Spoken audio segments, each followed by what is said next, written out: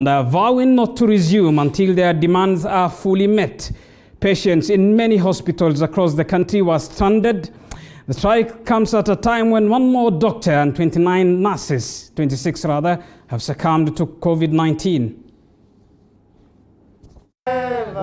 For the union makes us strong. The Nurses Union says their members will continue working from home and will only resume if they receive their risk allowances, as the issue has for the longest time been on the negotiating table without bearing any fruits. The strike is on and all the nurses are at home, working now from home. We have talked about and we have discussed and negotiated with the government for the last 3 months, and it has fallen into deaf ears.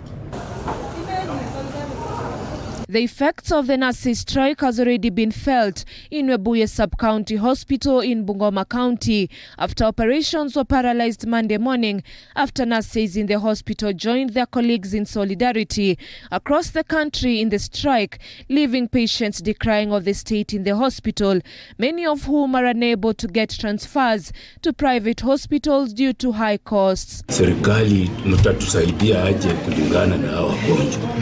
Jumadawa hata watupei. Sasa saa hizi wamekoma. Hakuna mtu anashughulika na mgonjwa analia huku na huku, mgonjwa anapika nduru. Sasa tutafanya aje na hatuna pesa hata ya kwenda pali pengine tutipiwe kwa private. Serikali mtusaidie, tuko na shida. Among the demands that have resulted to the two unions, the clinical officers and the nurses union to down the tools from Monday morning include the inadequate training on the COVID-19 crisis, insufficient protective gears, lack of risk allowances, comprehensive medical cover, and compensation to the affected families. You ensure you provide the right protective gear. Number 3, you ensure they have a commensurate risk allowance. And number 4, you ensure that they have a comprehensive medical cover that would be able to cater for the disease in question, and also to ensure that their families are compensated in case we are going to lose them. And to the health sector that has since been neglected by the government, politicization of healthcare in the country has become an enormous threat into attaining a good healthcare system. We as Kenyans made a mistake that we must be able to correct.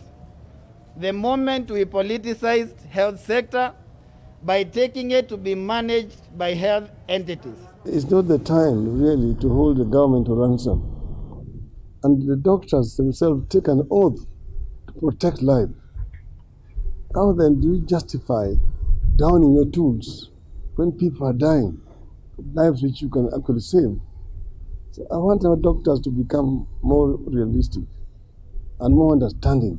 And as nurses and clinical officers conduct their nationwide strike, the Kenyan Doctors Union KMPDU called off its strike, slated for Monday as well, with the union now mourning the death of 28-year-old Dr. Stephen Moguso, who succumbed to COVID-19, having not received his 5-month salary, had no insurance, with his family left behind with no compensation.